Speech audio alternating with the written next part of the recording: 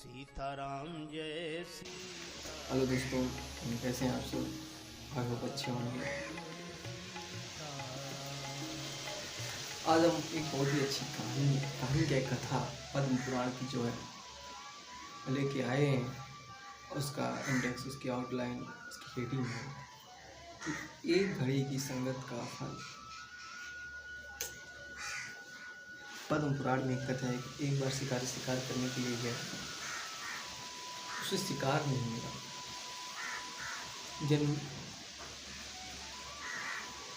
जंगल में इधर उधर भटकता रहा, लेकिन अंत में जब वो थक गया तो एक पेड़ की छांव में आकर बैठ गया। हवा तेज चल रही थी और धूप भी कम ज़्यादा हो रही थी, कभी कम कभी ज़्यादा। हवा तेज़ी से चल रही थी। तो जिस पेड़ पे वो बैठा था, तो उस पेड़ की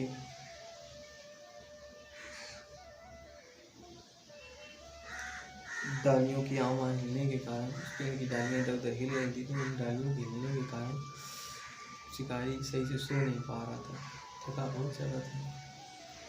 तभी एक हंस वहाँ से उड़ता हुआ जा रहा था।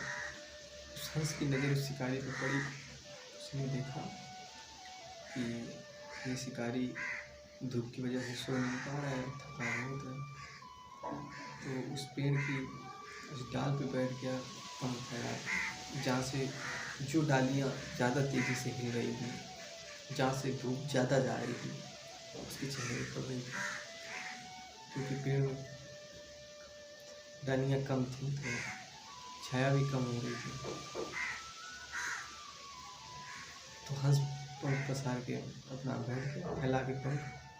शिकारी नीचे लेटा था, तो उसको धूप कम मिलने लगी तो वो सो गया। तभी कुछ समय बाद एक कौवा वहाँ आया। उसी डाल पे बैठ के उसने मल विसर्जन कर दिया, जो उसके शिकारी के ऊपर गया। तो शिकारी उठा क्रोध में और उसने निकाला अपने तरकस से बाण और उस हंस को मार दिया। जैसे ही बाण मारा तो हंस नीचे गिरा।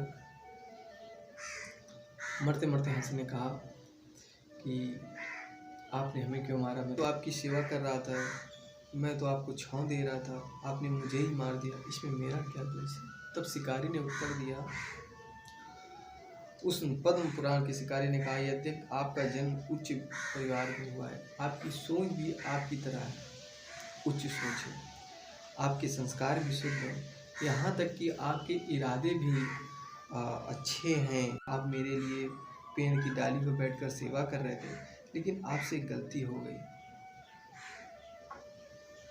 गलती ये हो गई, जब वो कौवा आपके पास आके बैठा था तभी आपको उड़ जाना चाहिए था।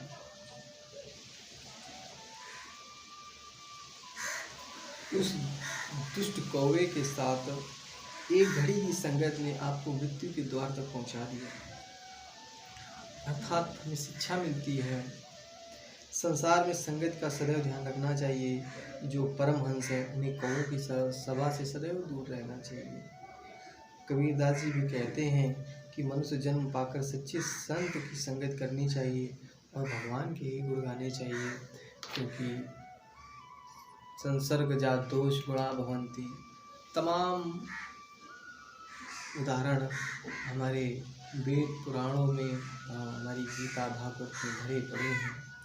संगत का असर बहुत बुरा होता है, इसलिए हमें चाहिए सत्पुरुषों की संगत करना चाहिए, सत्संग करना चाहिए और निरंतर प्रभु का स्मरण करना चाहिए, प्रभु का ध्यान करना चाहिए।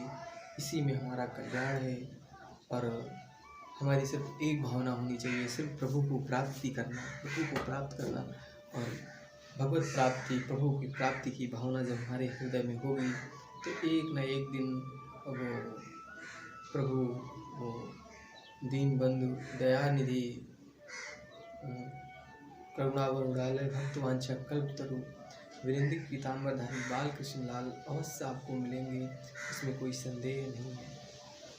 तो आज का अध्याय यहीं से समाप्त होता है, फिर मिलते हैं अगले अध्याय में। राधा माधव पद पावे